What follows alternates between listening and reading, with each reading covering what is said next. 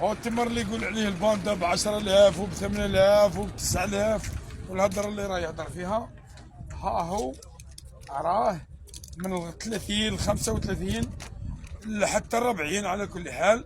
بصح يا سي الباندا احنا ماناش ضدك، احنا يا سي الباندا ماناش ضدك.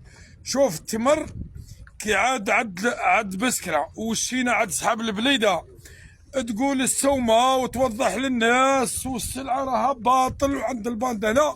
وكي عاد الدلاع عاد ابن عمك. احنا على كل حال الشعب الجزائري كل خاوه والشعب تاع العربي كل خاوه. بصح كي عاد الدلاع عاد السوافه انت واعك باش تقول على السومه على خاطر خايف. كي عاد الدلاع عندك في الواد ما حبيش تقول على السومه ولا ما حبيش تقول على السومه والله خايف. لا تكسر في الناس. على كل حال هو شوف اسمع، هو شوف ربي واش يعطيك بالتالي انت والله انا والله واحد اخر والله ما يدير حاجه.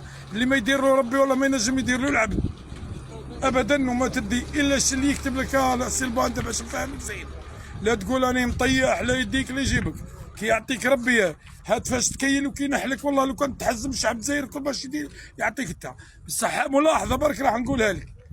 التمر تطيح فيه وتقول هاي السومه ناقصه ومنه على كل حال الناس راها مع كاين واحد اللي راه معمر ب5 ملاير والله لا في جيبه يا ربي مليار ومعمر ب5 ولا ب6 وتاكل على ربي العالمين. انت دير له شويه النش. على كل حال هذه واحده.